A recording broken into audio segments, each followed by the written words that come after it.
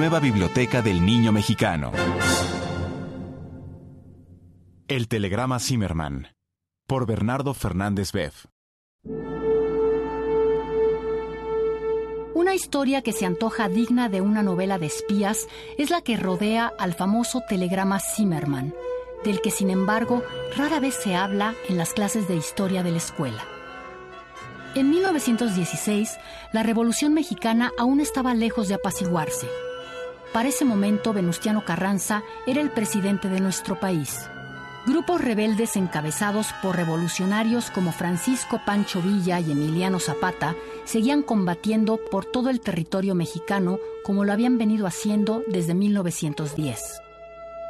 Al otro lado del océano, las cosas no parecían más sencillas. Al contrario, el llamado Viejo Continente estaba envuelto en una guerra sangrienta desde 1914.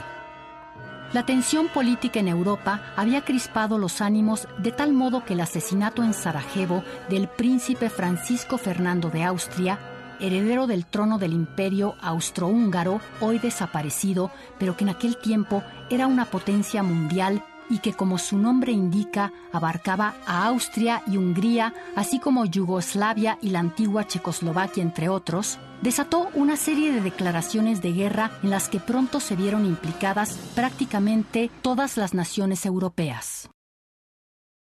Así, por un lado combatían Francia e Inglaterra aliadas con Rusia, cuando aún era un imperio, antes de la Revolución Bolchevique de 1917, y por el otro las llamadas potencias centrales, conformadas por Alemania, Austro-Hungría, el Imperio Otomano, la actual Turquía y Bulgaria.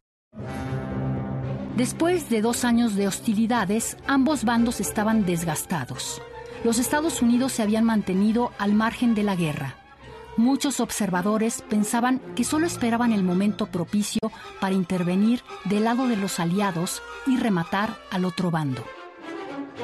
El Kaiser, Guillermo II de Alemania y sus asesores militares buscaban desesperados algún estratagema para debilitar a los norteamericanos antes de que enviaran sus tropas al frente europeo. La respuesta parecía ser promover una alianza con México para iniciar una guerra desde el sur que debilitara a las tropas estadounidenses en favor de las potencias centrales. Sin embargo, lo que en teoría sonaba como una gran idea se complicaba demasiado a la hora de llevarse a la práctica. Concretamente, los alemanes no estaban muy seguros sobre quién era el líder mexicano al que debían contactar. Por un lado, el presidente Carranza, que había derrocado a Victoriano Huerta, quien traicionó a Francisco I. Madero, parecía muy ocupado en pacificar el país y dotarlo de una nueva constitución. Por otro lado, Villa había pasado de ser un rebelde revolucionario a un bandolero perseguido por la ley, mientras que Huerta vivía exiliado en Barcelona, rumiando con amargura su derrota. Fue precisamente Victoriano Huerta a quien los agentes secretos alemanes buscaron primero. Enviaron una delegación a su casa en Barcelona para ofrecerle una alianza militar que le ayudara a vencer a Carranza para aliarse después con los alemanes contra los estadounidenses. Huerta aceptó gustoso y no tardó en embarcarse hacia Nueva York, con el pretexto de visitar la Feria Mundial de San Francisco, ciudad a la que habría de llegar por tren. Desde el principio, los espías estadounidenses e ingleses vieron con desconfianza el viaje de Huerta.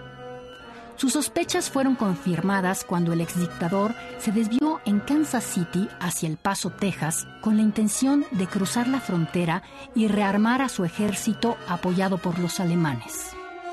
Los planes alemanes se vieron frustrados cuando Huerta fue arrestado por el Servicio Secreto estadounidense antes de cruzar la frontera. Pese a sus protestas, fue encarcelado. Los norteamericanos intentaron disuadirlo, ofreciéndole asilo en cualquiera de sus ciudades si cancelaba sus planes de insurrección. Pero nunca contaron con la necedad de Victoriano, quien se obstinó en llevar a cabo sus planes. En eso estaban los estadounidenses y Victoriano Huerta cuando la muerte sorprendió a este en la cárcel, frustrando el primer intento alemán de aliarse con México en contra de los Estados Unidos. Sus empeños no terminaron ahí. Quisieron acercarse a Villa, quien al principio los rechazó, pero tras la derrota de la batalla de Celaya mostró interés en escuchar las ofertas de los agentes alemanes sin comprometerse a nada. Se dice que el armamento que los alemanes pensaban destinar al ejército de Victoriano Huerta fue introducido de contrabando en México para el ejército de Pancho Villa. Al parecer, las armas entraron a nuestro país escondidas en decenas de ataúdes repletos de fusiles y municiones.